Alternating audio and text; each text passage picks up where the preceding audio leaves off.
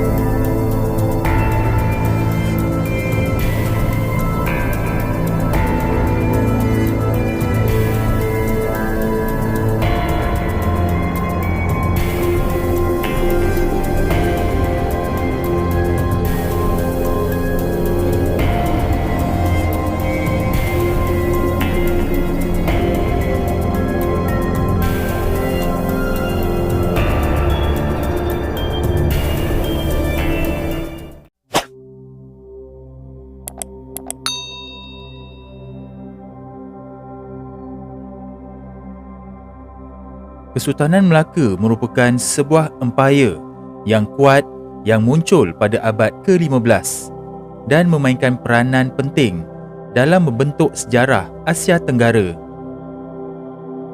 Dikenali dengan lokasi strategik dan perdagangan yang berkembang pesat, empayar itu mengalami tempoh perkembangan yang menyaksikan ia menaluki wilayah yang luas dan mengukuhkan penguasaannya di rantau ini.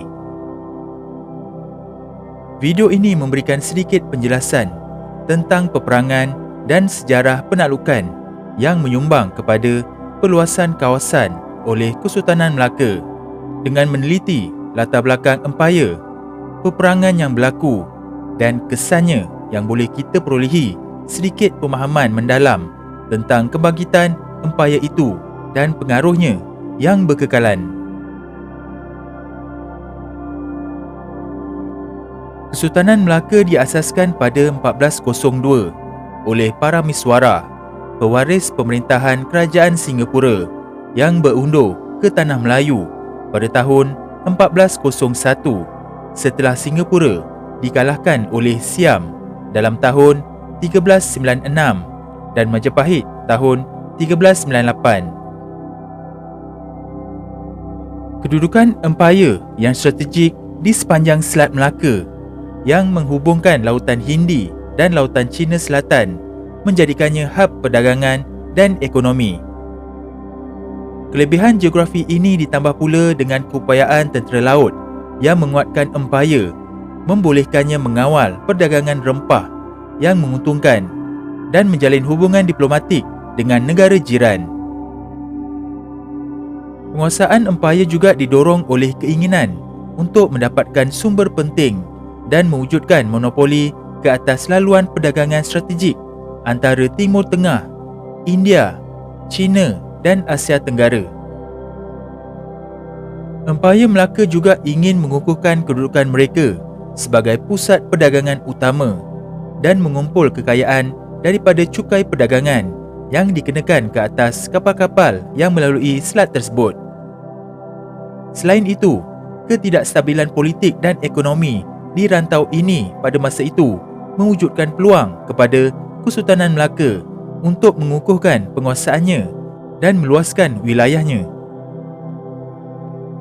Kesultanan Melaka menggunakan keunggulan maritim untuk mengawal kawasan pesisiran serta mengutip cukai daripada kapal-kapal yang berlayar melalui selat tersebut. Peluasan kekuasaan Melaka mencatatkan beberapa siri peperangan besar yang menentang kuasa saingan dan negeri jiran. Salah satu konflik yang paling ketara ialah perang menentang serangan Siam pada awal abad ke-15. Peperangan ini terutamanya didorong oleh keinginan untuk mengawal laluan perdagangan di rantau ini dan mewujudkan penguasaan ke atas perdagangan biji timah yang menguntungkan.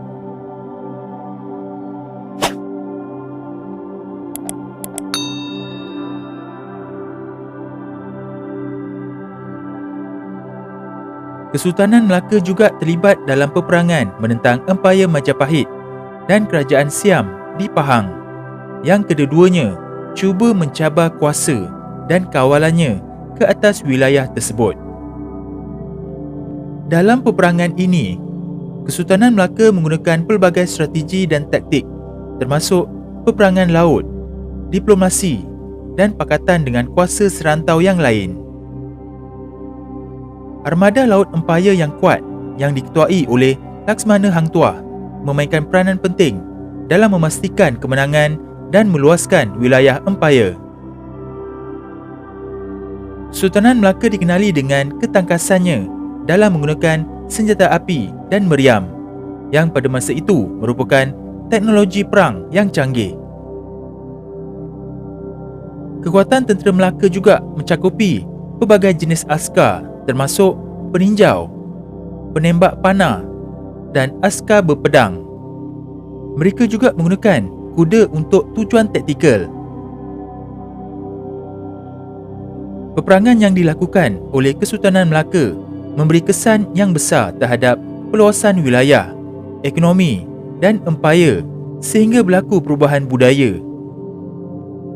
Konflik ini tidak hanya melibatkan aspek tentera, tetapi juga taktik perang psikologi dan ekonomi seperti pemberian hadiah atau memotong bekalan kepada musuh.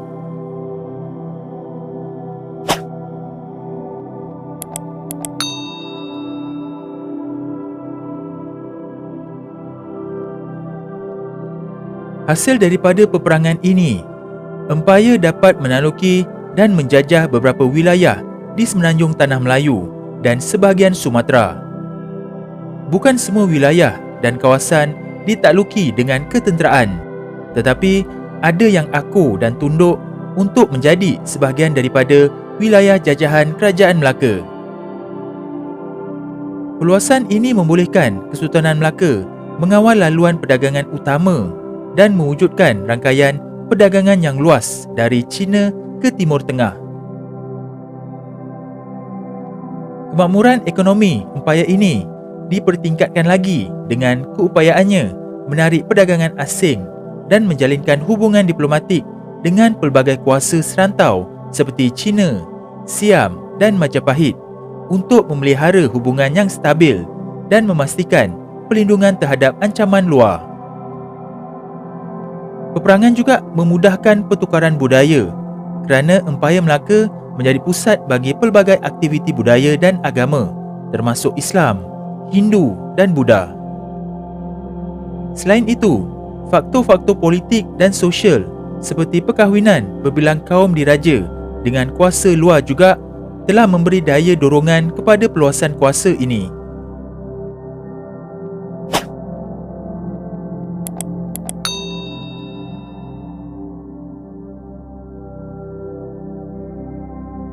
Walau bagaimanapun, keadaan peperangan yang berterusan juga mempunyai akibat negatif seperti kehabisan sumber dan potensi ketidakstabilan dalaman kerajaan. Dari masa ke semasa, faktor-faktor ini akan menyumbang kepada kemerosotan Kesultanan Melaka yang akhirnya menuju kepada ambang kejatuhannya. Walaupun berjaya merentasi beberapa generasi pemerintahan, Kesultanan ini akhirnya jatuh kepada tentera Portugis pada tahun 1511. Pihak Portugis menggunakan taktik tentera laut, meriam dan berkomplot dengan orang dalaman kerajaan Melaka sendiri untuk menakluki Melaka. Kejatuhan Melaka ini menandakan berakhirnya era kegemilangan Kesultanan ini. Secara keseluruhannya, siri peperangan semasa Kerajaan Kesultanan Melaka meluaskan empayar menggambarkan kombinasi strategi ketenteraan, diplomasi dan taktik armada laut yang kompleks. Ini mencerminkan pentingnya Kesultanan ini dalam sejarah perdagangan dan geopolitik di rantau Asia Tenggara. Meskipun Kesultanan ini tidak berjaya bertahan hingga ke hari ini, warisannya masih terlihat dalam budaya dan warisan sejarah Malaysia dan Asia Tenggara amnya.